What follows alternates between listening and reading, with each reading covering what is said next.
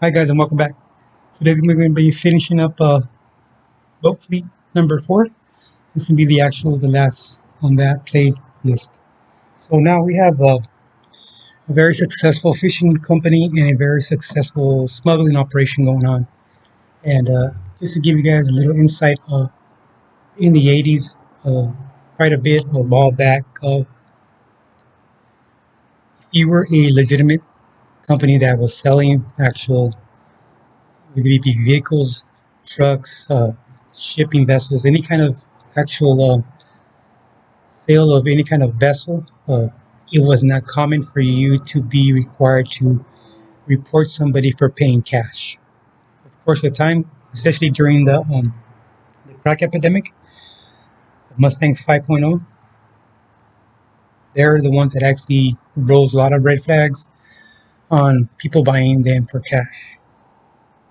So they actually made the adjustments on the laws for these particular companies, and if it was over a certain amount of money, you had to report it to the IRS.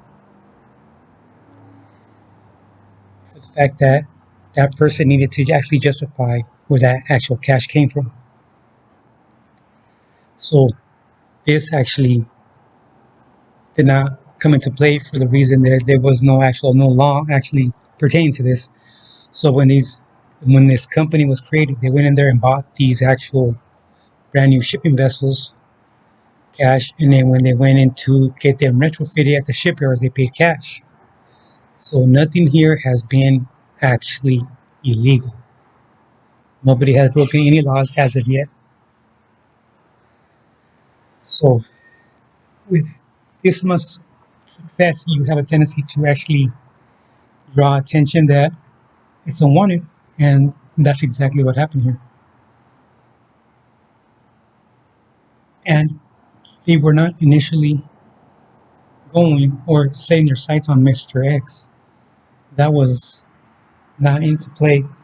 They just wanted to know exactly where the money came from, what investors, what actual shareholders actually flipped the money for these actual fishing vessels, because it was quite a bit of money for each boat, and they had a fleet of them. So they were uh, just actually concerning themselves with the actual money trail at this point. So as of now, they just started doing their walkthrough, the actual paperwork. They actually follow the money, follow the paper trail, and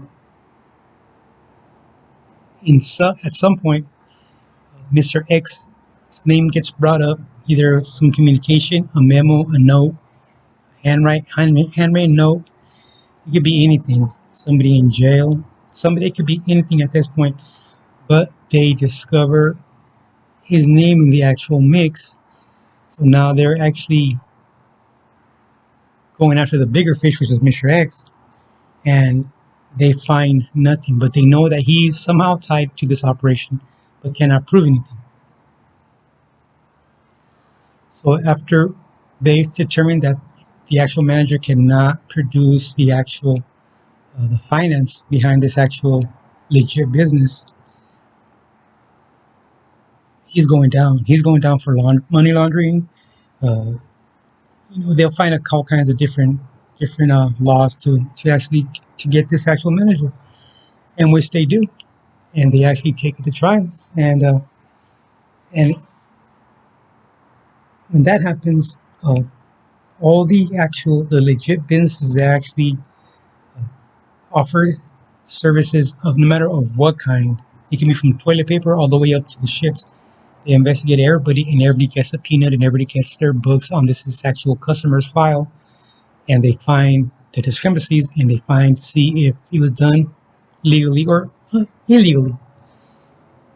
So they actually subpoena certain employees under the guidelines of a lawyer protecting his witnesses, because you cannot incriminate yourself when you're on the stand. So they actually spend actual time of actually the legalities of what questions were actually going to be submitted to the actual court. I know it sounds kind of weird, but there has to be legal teams on each end, including company that supplied the office furniture, the actual the logistics, the IT, everything that needs to be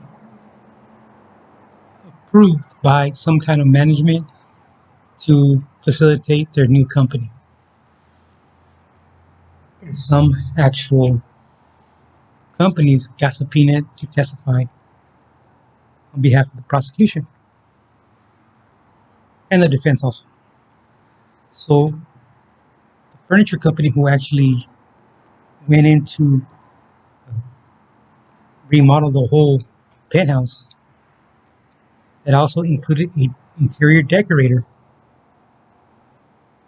took the stand. And they wanted to prove that the manager actually approved the furniture and approved the penthouse that they leased that overlooked the actual Bay Area as like ships came in, so that they can overlook their actual smuggling venture play out at the last step. They actually had a visual on where the boats were unloaded, a visual as they came into the bay. So that was a big key factor, is the actual lease of the actual penthouse. Unwillingly, the actual defense never considered the actual interior decorator that actually supplied the penthouse with the furniture. But they wanted to actually pin the actual furniture to the actual manager.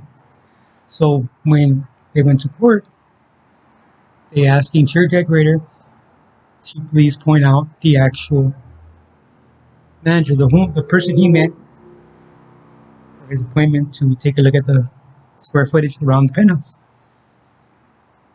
And he said that it was definitely not the manager.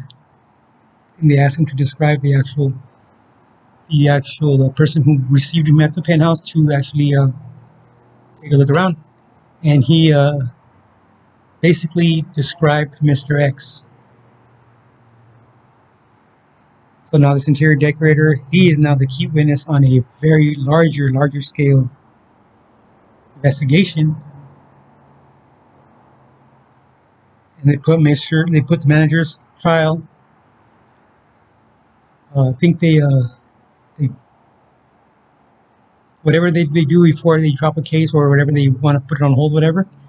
And that interior decorator was actually the key witness in taking down Mr. X. So this Mr. X was taken down by the interior decorator. Nobody, not even the defense, took that into consideration, that the actual furniture was actually going to take down Mr. X.